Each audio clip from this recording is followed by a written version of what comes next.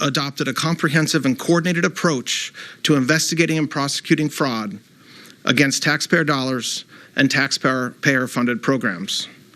With over $1 trillion at stake every single year, threatened by increasingly sophisticated and opportunistic fraudsters, the time for this comprehensive and coordinated approach is now. And so today, I'm proud to announce in greater detail the creation of the National Fraud Enforcement Division. Its core mission will be to zealously investigate and prosecute those who steal taxpayer dollars and rip off the American people. Our vision is to build a robust fraud-fighting squad capable of investigating and prosecuting the full spectrum of fraud against taxpayer dollars. We are going to staff this division by some of the department's best prosecutors, bringing together experts in healthcare fraud, tax fraud, benefits fraud, and corporate fraud under one roof with one mission: to protect the American people from fraud. Every U.S. attorney, this means in pure numbers that there will be an additional 93 prosecutors in every district across the country devoted to the mission of combating fraud with the National Fraud Enforcement Division. To the attorneys and staff who join this new division, you will have the entire department's support as you work to protect the financial integrity of our entire government and the tax system that supports it. We will spare no resources in giving you the tools that you need to bring strong cases and do justice. The new division will bring together data and investigators from across the entire government so that you can track down even the most sophisticated fraudsters and hold them accountable. For example, today I am directing the department to establish the National Fraud Detention Center. This Fraud Detention Center will be a permanent, prosecutor-led, multi-agency data analytics team working to ferret out the most harmful actors defrauding federal government programs. So to the fraudsters who seek to take advantage of our nation, let this be a warning. The department will investigate you, we will charge you with crimes, and we will ensure that you are punished for your actions.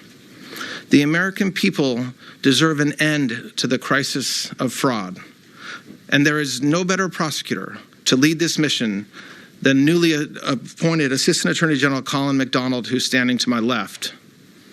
In the words of President Trump, he is very smart, tough, and highly respected. Colin is a veteran prosecutor who has spent his entire career as an assistant United States attorney in the Southern District of California. During his time in the Office of the Deputy Attorney General, he championed public safety and law enforcement, and I am confident that the National Fraud Enforcement Division and the entire department will benefit from his experience and his total commitment to justice.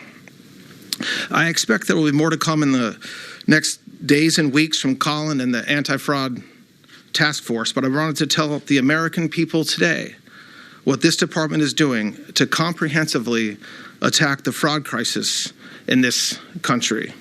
Thank you. I'll take a few questions. Thank you, Mr. Acting Attorney General.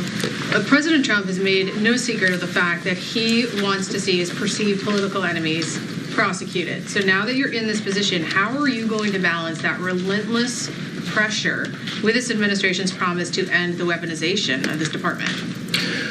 Well, look, first of all, we have thousands of ongoing investigations and prosecutions going on in this country right now. And it is true that some of them involve men, women, and entities that the president in the past has had issues with and that believe should be investigated. That is his right, and indeed it is his duty to do that, meaning to lead this country. And so I do not view this as pressure.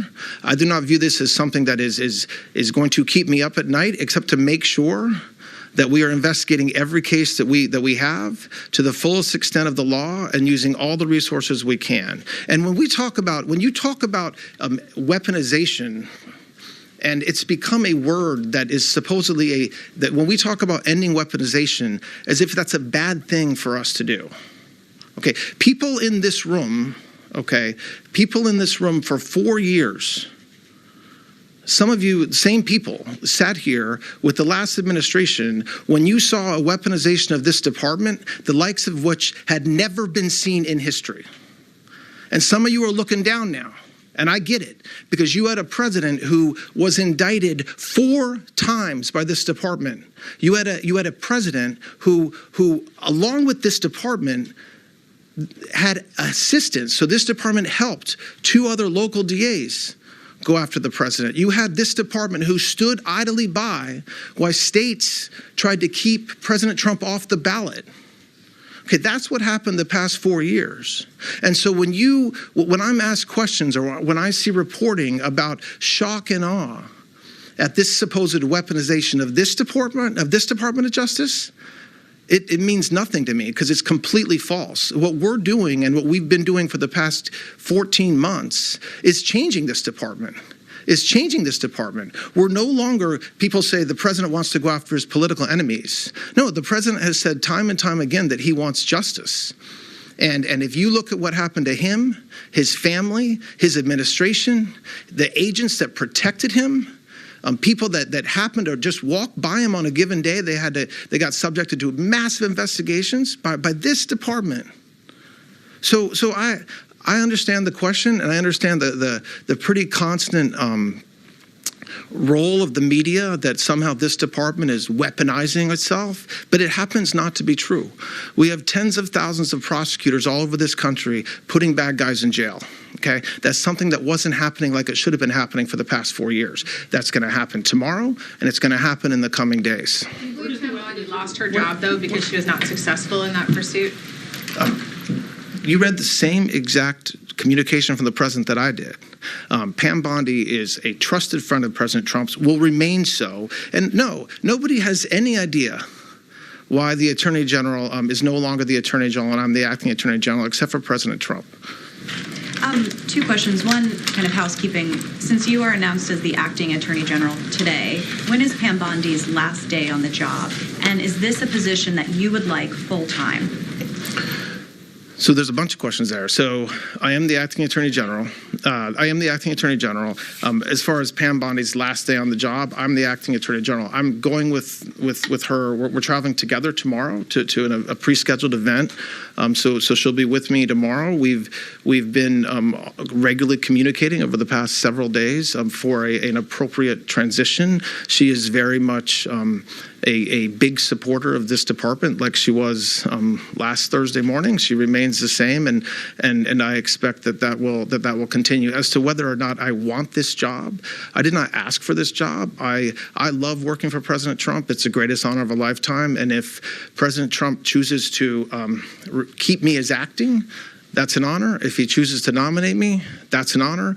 If he chooses to nominate somebody else and I go back to being the DAG, that's an honor. If he chooses to nominate somebody else and asks me to go do something else, I will say, thank you very much. I love you, sir. So I don't have any goals or aspirations beyond that. And then just a quick question on fraud, sir. CBS has done a lot of reporting on hospice fraud specifically. What are you doing to clamp down on that? Who exactly are you targeting? Doctors, owners, when it comes to hospice fraud specifically? Yes, exactly. I mean, everybody that participates in it. I mean, you see that fraud is the question was about hospice fraud. And that's the purest form of stealing from the American people's pockets, in that it is a lot of money designed to help the most vulnerable among us. And so, who are we prosecuting? It depends on who's committing the crime.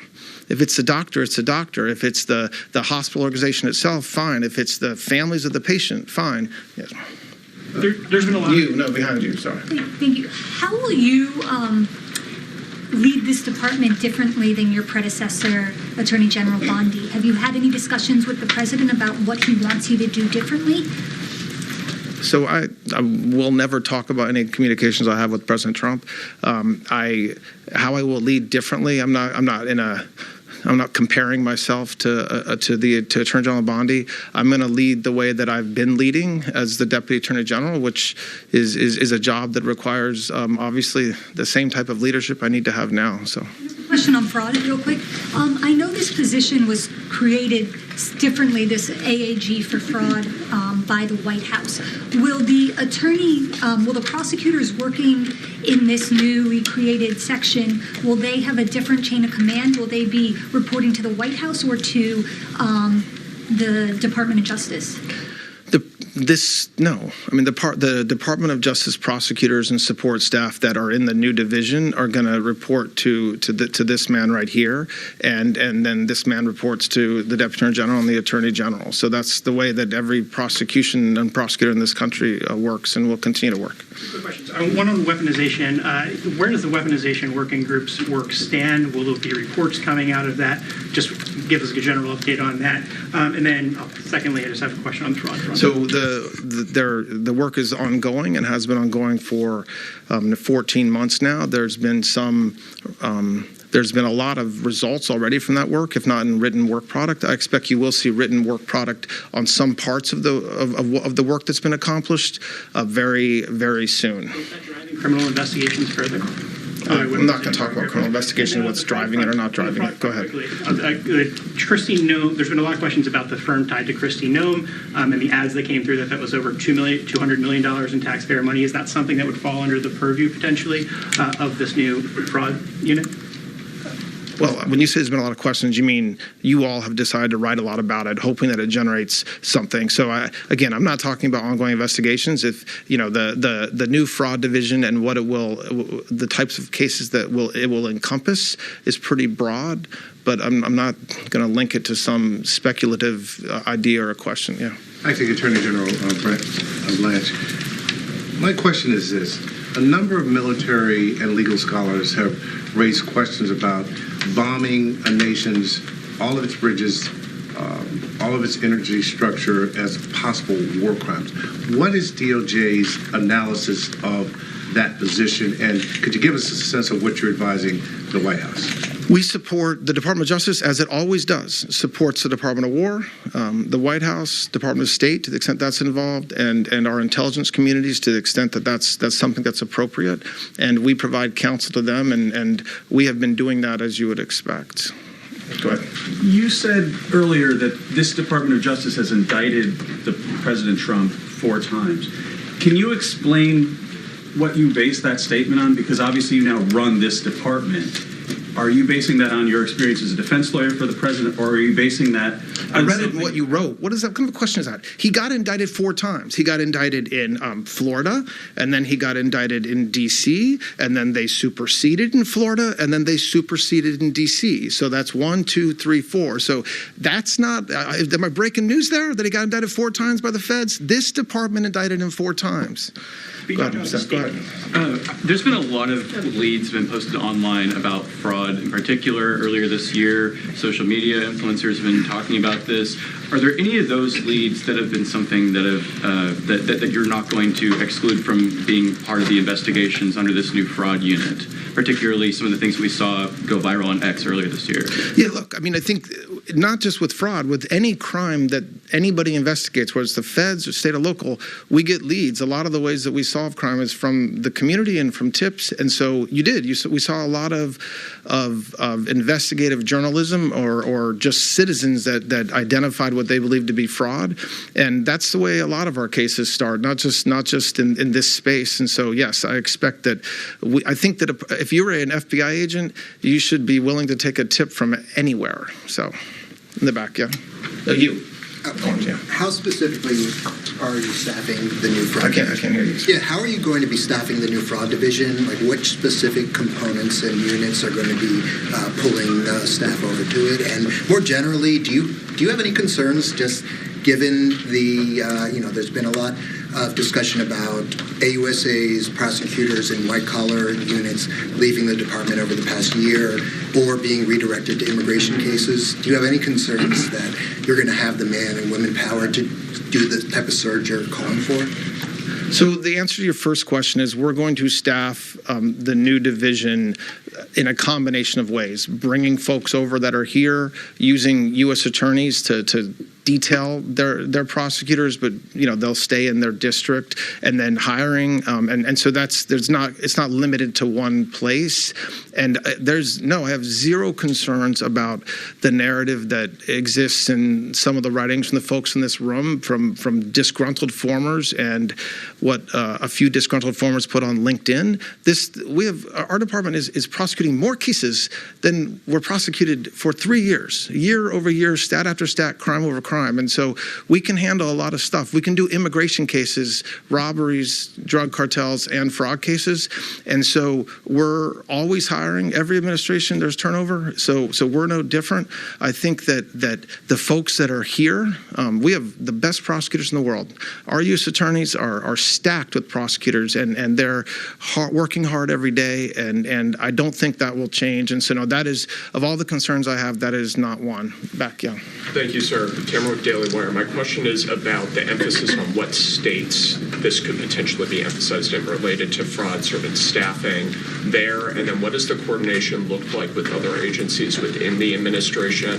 Has HHS been in the loop? Has HUD been in the loop? Are there any particular programs outside of hospice that are major focuses? So there's every state. So as I said, we're going to do a combination of building up the division here in D.C., but then every U.S. Attorney's Office, which necessarily means every state, and in many states more than one, will have at least one prosecutor dedicated to this effort. And yes, every single federal agency is involved in this. Where we get a lot of our cases is from the OIGs, from their inspector generals.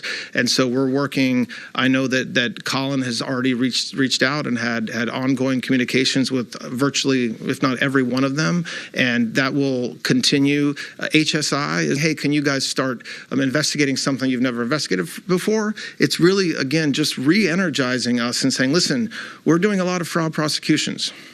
And it's the tip of the iceberg, and so we need to focus a lot more energy and effort on that. It's nothing that we've seen before, and it will require a lot of coordination, and that's the goal. Yes. Mr. Acting Attorney General, can you just expand on your comment that nobody has any idea why Ms. Bondi is no longer the Attorney General? It seems like it's kind of a problem if you don't know what it is the President wants you guys to be doing better.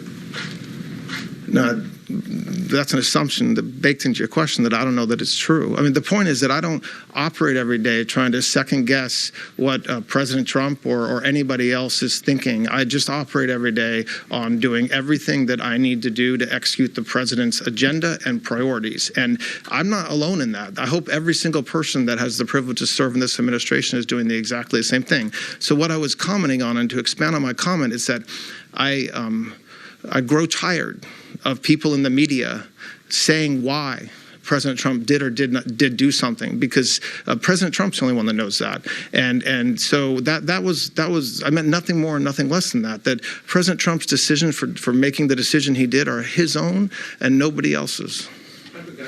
Go ahead. You got one. Go ahead, behind you. Oh, sorry. Now former Attorney General Bondi was facing a subpoena from the House Oversight Committee.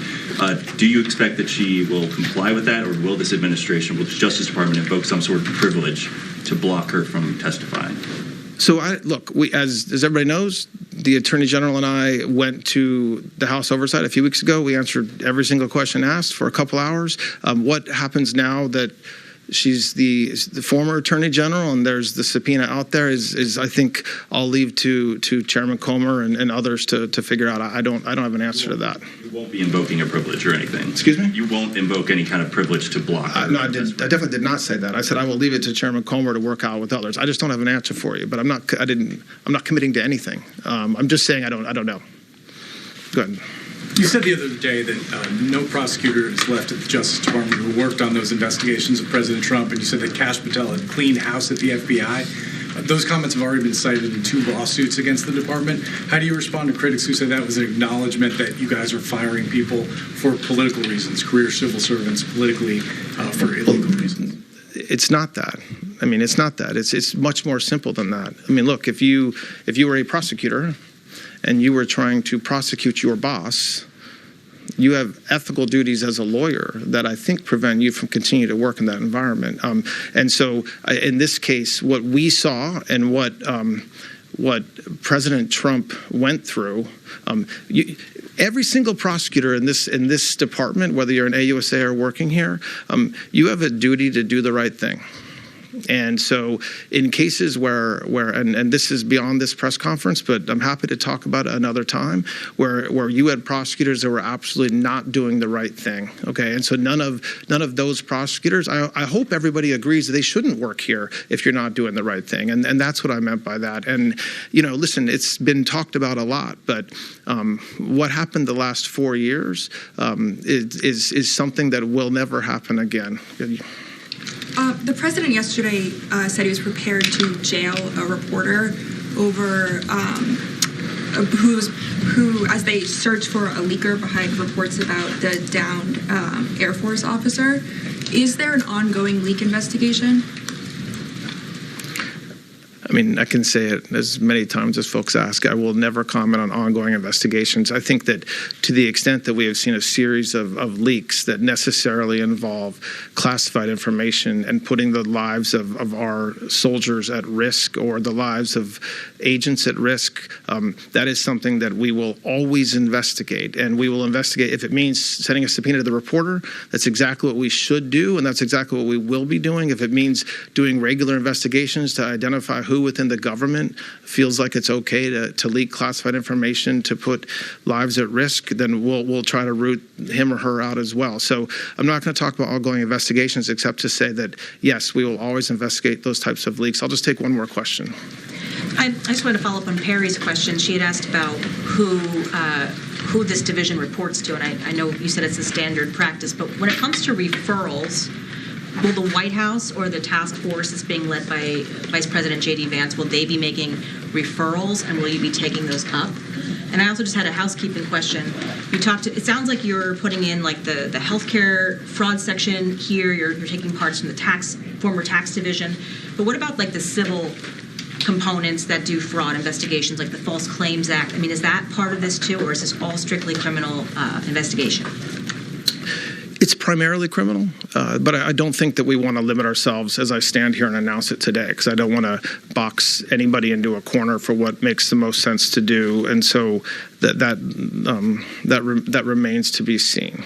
But as far as the referrals go, I mean, even if you're not having an official, it's not you're not reporting to the White House, but what if the White House or somebody in the White House says, we want you to investigate this state or this program? I mean, how do you handle that? Because historically, as you know, since Watergate, there's been a kind of a firewall, if you will, on criminal investigations between the White House and the Justice Department. I mean, that is the most false statement I've ever heard in my life. There is always communication between a president and his priorities and what the Department of Justice should be focused on and not focused on. That is not a new thing in this administration, although I know it sounds fun to say that it is. So as far as whether we would take a referral from the White House or take a referral from you even, yes. I mean, yes, if somebody knows about fraud, please tell us. And so if the President of our United States says, I have heard that there is ongoing fraud in Minneapolis, Minnesota, like any president before him, I hope that the Attorney General would absolutely say, yes, we'll investigate that. All right. I appreciate that, guys. So thank you.